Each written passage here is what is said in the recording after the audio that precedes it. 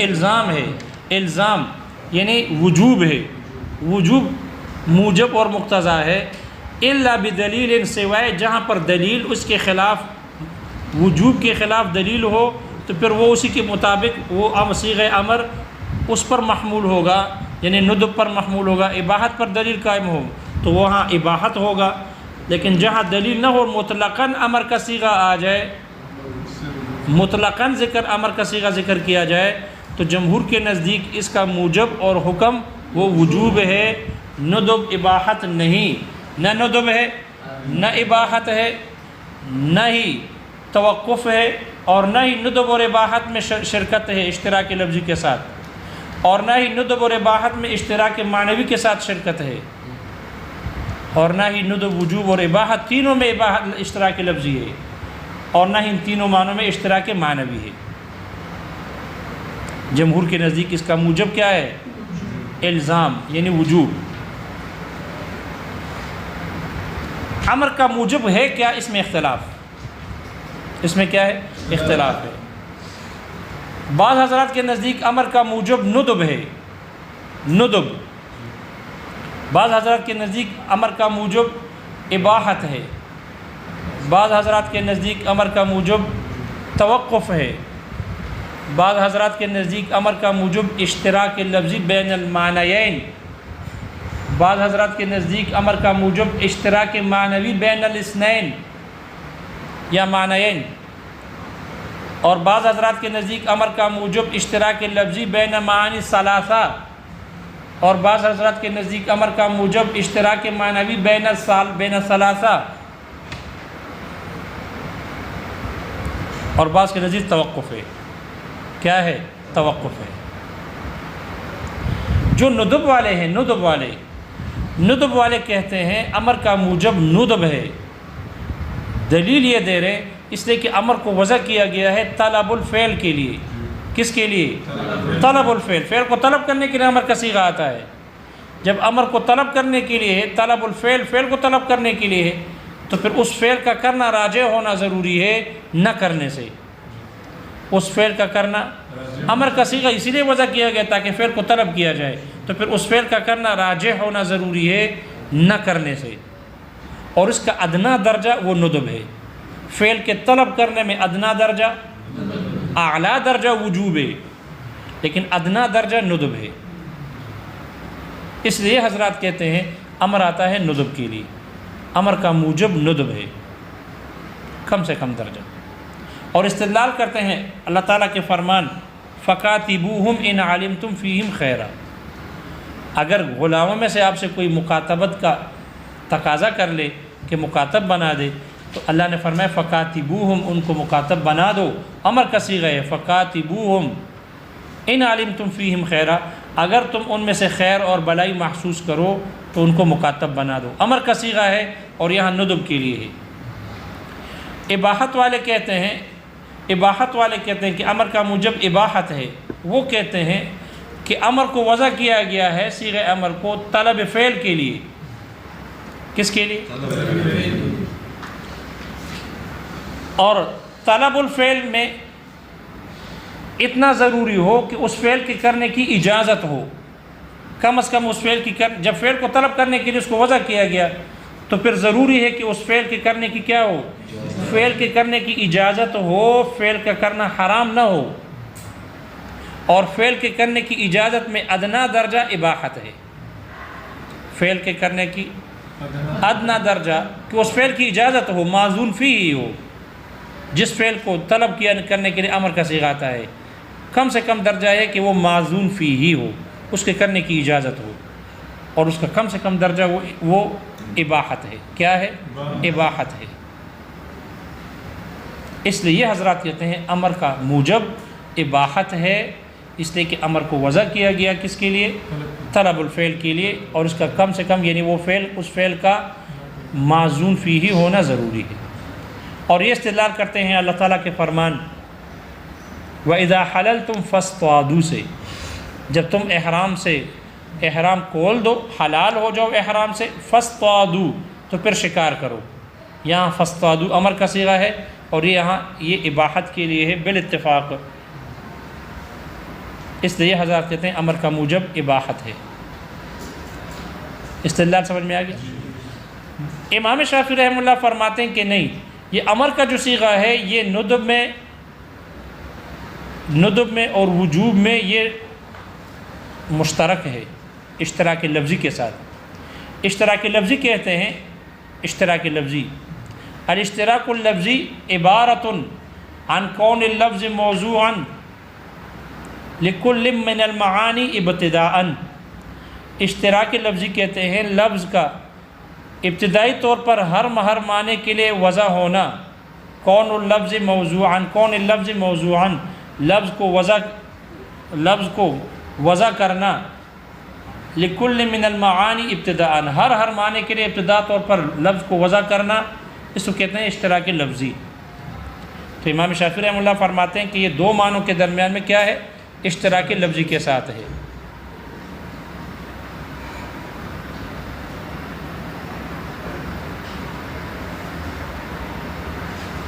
وجوب میں اور ندب میں۔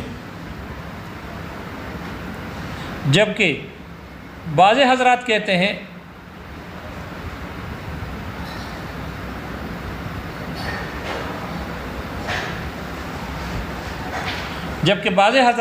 ہیں کہ یہ اشتراک لفظی نہیں بلکہ اشتراک معنوی ہے، دو معنوں کے درمیان اشتراک معنوی ہے۔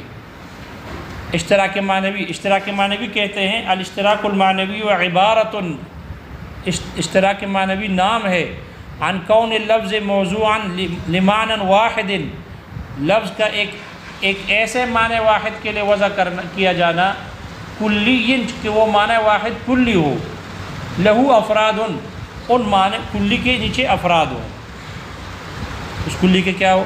افراد ہو۔ یہ حضرات کہتے ہیں کہ امر کو وضع کیا گیا ہے اصلاً طلب الفعل کے لیے۔ کس کے لیے؟ اور یہ طلب الفعل یہ ایک معنی کلی ہے، صیغہ امر کو وضع کیا گیا ایک معنی کے لیے وضع کیا گیا ہے، لیکن یہ جس معنی کے لیے وضع کیا گیا ہے وہ کلی ہے، اس کے نیچے افراد ہے، فعل کو طلب کرنے کے لیے وضع کیا گیا ہے۔ اب یہ طلب کرنا یا وجوباً ہوگا یا ندباً ہوگا، یا وجوباً ہوگا یا ندباً ہوگا۔ یہ ہے اشتراک معنوی، کہ لفظ ایک معنی کلی کے لیے وضع کیا جائے اور پھر اس کے آگے افراد ہوں، دو فرد ہوں، تین ہوں، جتنے بھی ہوں۔ یہ بات سمجھ میں آئی؟ تو بعض دو معنوں کے درمیان اشتراک معنوی کے قائل ہیں، اور بعض حضرات تین الفاظ معنی کے درمیان میں اشتراک لفظی کے قائل ہیں۔ ندب، وجوب، اباحت تینوں میں اشتراک لفظی ہے، اور بعض تینوں میں اشتراک معنوی کے قائل ہیں۔ اور بعض حضرات توقف کرتے ہیں کہ امر کے تو 16 معانی ہے۔ کتنے معانی ہے؟ 16 معانی ہے، جبکہ بعض نے کہا 21 معانی ہے۔ کتنے معنی ہے؟ 21 معنی کے لیے امر کا صیغہ آتا ہے۔ تو اب ہمیں کیا پتہ کہ امر کا کون سا معنی مراد ہے؟ اگر آپ وجوب لیتے ہو تو اباحت کیوں نہیں لیتے؟ اباحت لیتے ہو تو پھر ارشاد کیوں نہیں لیتے؟ ارشاد لیتے ہو تو پھر تحدید کیوں نہیں لیتے؟ تحدید لیتے ہو تو پھر اس کو استہزاء کیوں نہیں لیتے؟ تو امر کے تو 16 معنی ہے، ایک معنی لوگے تو دوسرا معنی میں ترجیح بلا مرجح لازم آئے گا۔ تو ہاں، جب کسی ایک معنی پر دلیل قائم ہو تو پھر وہی معنی مراد ہوگا امر کا، لیکن جب تک کوئی قرینہ اور دلیل نہ ہو تو پھر ہم اس امر کا صیغہ آ جائے مطلقاً تو ہم توقف کریں گے۔ اس لیے اگر ایک معنی کو مراد لیں گے تو ترجیح بلا مرجح لازم آئے گا، جو کہ باطل ہے۔ اس لیے یہ حضرات کہتے ہیں توقف کریں گے۔ کیا کریں گے؟ توقف کریں گے۔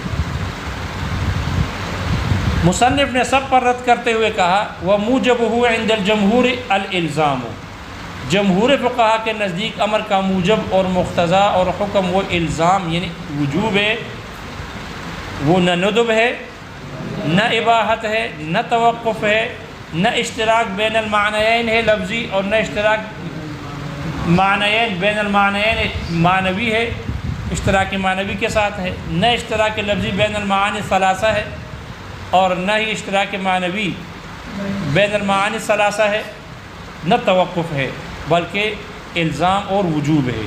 امر کا صیغہ جب مطلقاً کہیں ذکر ہو تو اس سے مراد وجوب ہوتا ہے، اس سے مراد نہ ندب اباحت کچھ بھی نہیں ہوگا۔ لہذا وجوب والا معنی امر کا حقیقی ہے، اور وجوب کے علاوہ باقی جتنے 20 معانی ہیں یا 15 معانی ہے، یہ معانی اس کے مجازن ہے۔ یہ معنی کیسے ہیں؟ مجازن یہ معنی ہے۔ شارح کہتے ہیں کہ امر کے وجوب ہونے پر یہ جو جمہور حضرات ہیں یہ استدلال کرتے ہیں کتاب اللہ سے۔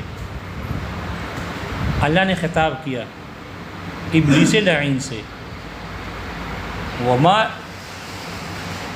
منعک الا تسجد اذ امرتک، ما منعک کس چیز نے روک دیا تم کو، اللہ تسجد کہ تم سجدہ نہ کرے یا کرے، اللہ تسجد ابلیس کو سجدہ نہ کرنے سے روکا، کرنے سے روکا؟ تو یہاں تو ہے اللہ تسجد، یہ لا کیا ہے؟ زائدہ ہے، یہ لا زائدہ ہے۔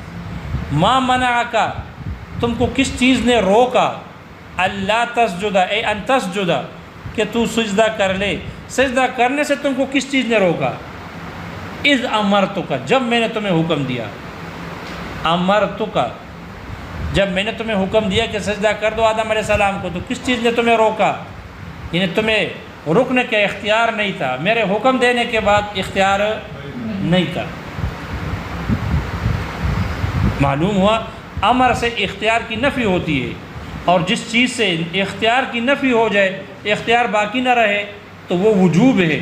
وہ کیا ہے؟ وجوب ہے۔ ندب میں تو اختیار باقی رہتا ہے، اباحت میں تو اختیار باقی رہتا ہے، اس لیے کہ وجوب کی تعریف کیا؟ جواز الفعل مع حرمت الترک، کرنا جائز ہو چھوڑنا حرام ہو۔ اور ندب کی تعریف جواز الفعل مع رجحان الفعل و جواز الترک و جواز الترک، فعل کا کرنا جائز ہو اور راجح ہو فعل کا کرنا، اور چھوڑنا بھی جائز ہو لیکن کرنا راجح ہو۔ اور اباحت کہتے ہیں جواز الفعل مع جواز الترک، کرنا بھی جائز ہو اور چھوڑنا بھی جائز ہو، تو ان میں تو اختیار کی نفی نہیں ہوتی، نہ ندب میں اختیار کی نفی ہوتی ہے، اختیار کی نفی وجوب میں ہوتی ہے۔ معلوم ہوا امر وجوب کے لیے، امر کس کے لیے؟ وجوب کے لیے۔ دوسری روایت ہے، آیت ہے، بعض حضرات نے کہا دوسری آیت، وَمَا كَانَ لِمُؤْمِنٍ وَلَا مُؤْمِنَةٍ، کسی مومن اور مومنہ مرد اور مومنہ عورت کے لیے جائز نہیں ہے۔ وَمَا كَانَ لِمُؤْمِنٍ وَلَا مُؤْمِنَةٍ اِذَا قَضَى اللَّهُ وَرَسُولُهُ، کہ جب اللہ اس کے رسول فیصلہ کر لے، حکم دے دے، امراً کسی کام کا، ان یکون لہم الخیارہ، کہ ان کے لیے اختیار ہو۔ جب اللہ اس کے رسول کسی کام کا حکم دے دے تو پھر کسی مومن اور مومنہ کے لیے اختیار نہیں ہے کہ کرے یا نہ کرے، نہیں کرنے نہ کرنے کا پھر اختیار باقی نہیں رہتا۔ معلوم ہوا کہ حکم دینے کے بعد اختیار کی نفی ہوتی ہے، تو جس سے اختیار کی نفی ہو وہ امر وجوب کے لیے ہوتا ہے۔ اذا قضى اللہ ورسولہ امرا، معلوم ہو امر کس کے لیے ہے؟ وجوب کے لیے، اس لیے کہ اختیار کی نفی ہو گئی، اور اختیار کی نفی جس سے ہوتی ہے وہ وجوب ہے، وہ ندب اور اباحت نہیں ہے، اس میں اختیار باقی رہتا ہے۔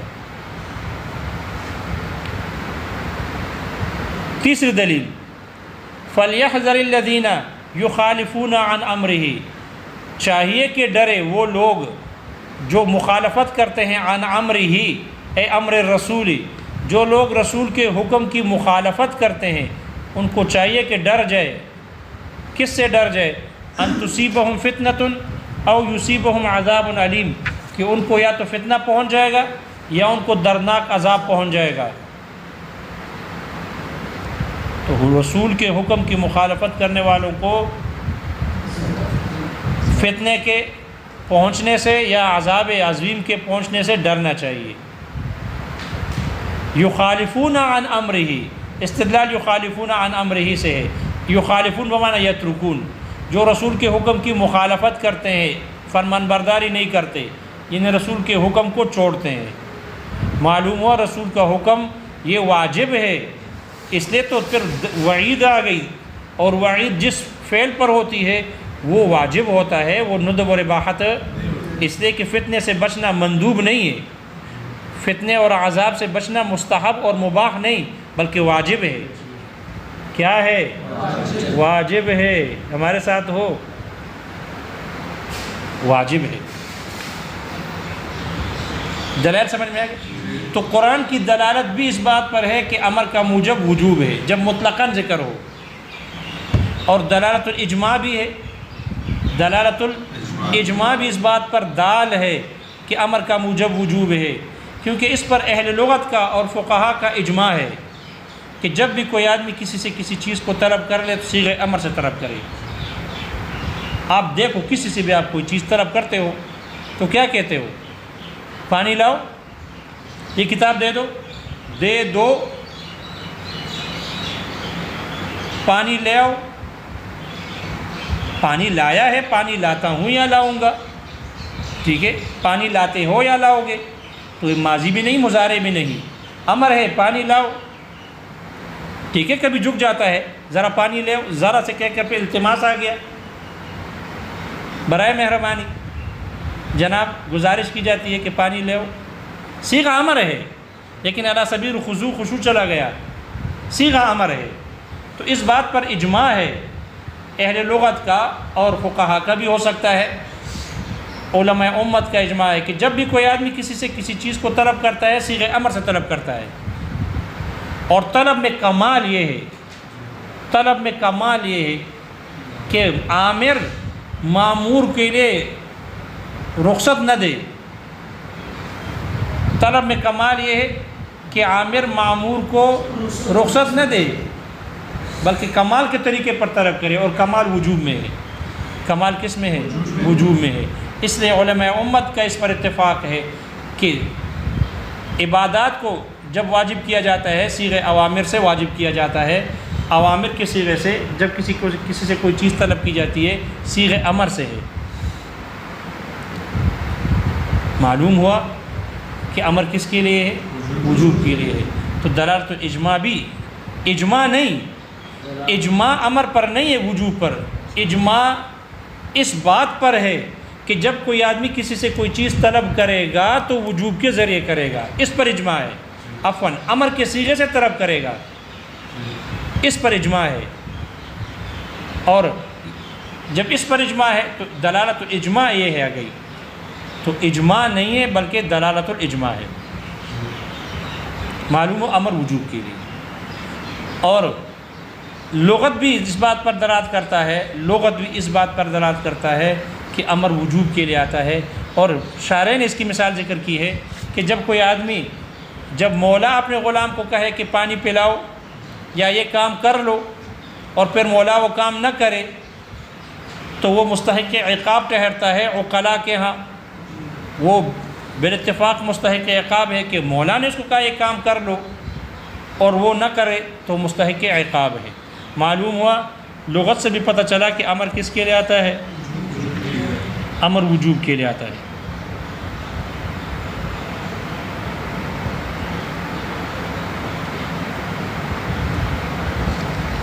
چاہے وہ امر کا صیغہ، چاہے وہ امر کا صیغہ ممانعت سے پہلے ہو یا بعد میں ہو، ممانعت سے پہلے ہو یا بعد میں ہو۔ جبکہ بعض حضرات نے کہا کہ نہیں، اگر امر کا صیغہ ممانعت کے بعد ہو تو پھر وہ وجوب کے لیے نہیں، اباحت کے لیے ہوگا۔ ممانعت سے پہلے ہوگا لیکن ممانعت کے بعد جب کسی کام سے روکا جائے اور پھر اسی کام کی اجازت دے دی جائے، تو ممانعت کے بعد جب کسی کام کی اجازت آ جائے اور وہ صیغہ امر سے ہو تو وہ پھر اباحت کی دلیل ہے، نہ کہ وجوب کی۔ اور استدلال کرتے ہیں اللہ تعالیٰ کے فرمان سے، وَإِذَا حَلَلْتُمْ فَاصْطَادُوا، جب تم حلال ہو جاؤ تو کیا کرو؟ شکار کرو۔ دیکھو حالت احرام میں شکار کرنے سے منع کیا گیا ہے، شکار کرنا حرام ہے حالت احرام میں، شکار پر پابندی لگ گئی، ممانعت ہو گئی۔ پھر جب احرام کھل جائے تو پھر شکار کی اجازت ہے، اذا حللتم فاصطادوا، ممانعت کے بعد پھر شکار کا حکم آ گیا اصطادوا صیغہ امر سے۔ یہ حضرات کہتے ہیں یہاں امر کس کے لیے؟ اباحت کے لیے، بالاتفاق اباحت کے لیے۔ مصنف کہتے ہیں چاہے ممانعت سے پہلے ہو یا بعد میں ہو، امر آتی ہے وجوب کے لیے مطلقاً جب آ جائے۔ اور آپ کا یہ کہنا کہ ممانعات کے بعد اباحت کے لیے آتی ہے، جیسے کہ وَإِذَا حَلَلْتُمْ فَاصْطَادُوا میں ہے، تو اباحت فَاصْطَادُوا سے معلوم نہیں ہوا، بلکہ اباحت ایک دوسری آیت سے معلوم ہوا، اور وہ ہے أُحِلَّ لَكُمُ أُحِلَّ لَكُمُ الطَّيِّبَاتُ، تمہارے لیے پاک چیزوں کو حلال کیا گیا ہے۔ اباحت اس سے معلوم ہو، شکار کرنا مچھلی پاک ہے نا پاک ہے؟ پاک ہے، تو ان کا تمہارے لیے حلال کیا گیا ہے، تو شکار کا حلال ہونا یہ اس آیت سے معلوم ہوا، نہ کہ فَاصْطَادُوا سے، اس لیے کہ یہ حکم جو صادر ہوا ہے وَإِذَا حَلَلْتُمْ فَاصْطَادُوا عَلَى الْمَنَّةِ وَالْإِحْسَانِ صادر ہوا ہے، امت پر احسان کرنے کے لیے صادر ہوا ہے، حکم واجب کرنے کے لیے نہیں، ورنہ حرج لازم آتا۔ کیا لازم آتا؟ حرج لازم آتا کہ وہاں احرام کھولو، شیطانوں کو مارو، اور پھر جا کے سمندر جاؤ اور وہاں پر پھر مچھلیاں پکڑنا شروع کرو۔ اذا فاصطادوا اگر وجوب کے لیے ہوتا تو یہ تو بطور احسان کے طور پر یہ حکم صادر ہوا ہے، اور اصطادوا سے اباحت معلوم نہیں، بلکہ اباحت وحل لکم الطیبات سے معلوم ہوئی۔ اور اگر آپ یہ کہتے ہو کہ ممانعات کے بعد جب بھی حکم آئے اباحت کی دلیل ہوتی ہے، ہم آپ کو ایسا حکم کتاب اللہ سے دکھاتے ہیں ممانعات کے بعد ہے اور وجوب کے لیے ہے، اور وہ حکم کیا ہے؟ جیسے کہ جہاد کے احکامات میں سے ہے، اللہ تعالیٰ نے فرمایا فَإِذَا انْسَلَخَ الْأَشْهُرُ الْحُرُمُ، جب حرمت کے مہینے گزر جائے، ختم ہو جائے، فَاقْتُلُوا الْمُشْرِكِينَ، تو مشرکوں کو قتل کرو، حَيْثُ وَجَدْتُمُوهُمْ، جہاں تم ان کو پاؤ۔ کفار کے ساتھ جہاد قبل الممانعات اشہر حرم سے پہلے بھی واجب تھا، اشہر حرم میں قتال ممنوع ہے، حرام ہے ان مہینوں کے عظمت اور حرمت کی وجہ سے، لیکن جو ہی عظمت کے مہینے گزر گئے تو اللہ نے حکم دیا قتل کرو۔ معلوم ہوا ممانعات کے بعد قتال کا حکم آیا، اور یہ وجوب کے لیے، کس کے لیے؟ وجوب کے لیے۔ معلوم ہوا ممانعات کے بعد بھی حکم کس کے لیے ہوتا ہے؟ وجوب کے لیے ہوتا ہے۔ یہ کہنا کہ جو ممانعات کے بعد حکم امر آئے گا، صیغہ امر آئے گا، وہ وجوب کی دلیل ہے، یہ مطلقاً نہیں ہے، یہ مطلقاً نہیں ہے۔ اس لیے مصنف نے جمہور کے قول کو ذکر کیا کہ جب مطلقاً وجوب امر کا صیغہ آ جائے تو وَمُوجَبُهُ عِنْدَ الْجَمْهُورِ الْإِلْزَامُ، وجوب ہے الا بدلیل، مگر ہے کہ جہاں کوئی دلیل اس کے خلاف ہو، تو جس چیز پر دلیل قائم ہو، جس معنی پر دلیل قائم ہو، تو وہ امر کا صیغہ اسی پر محمول ہوگا۔ اگر ندب پر دلیل ہے تو وہ پھر امر ندب کے لیے ہوگا، اگر اباحت پر دلیل ہے اباحت کے لیے ہوگا، ارشاد پر دلیل قرینہ موجود ہے تو وہ نہیں، وہ امر ارشادی ہوگا۔ جس معنی پر کوئی دلیل اور قرینہ قائم ہوگا، امر سے وہی معنی مراد ہوگا بالاتفاق۔ لیکن جہاں مطلقاً آ جائے تو پھر جمہور کے نزدیک وہ وجوب ہے، الزام ہے۔ پتہ نہیں بات سمجھ میں آ گئی؟ دیکھو کتاب میں اگر سمجھے ہو۔ فصل فی الامر، یہ فصل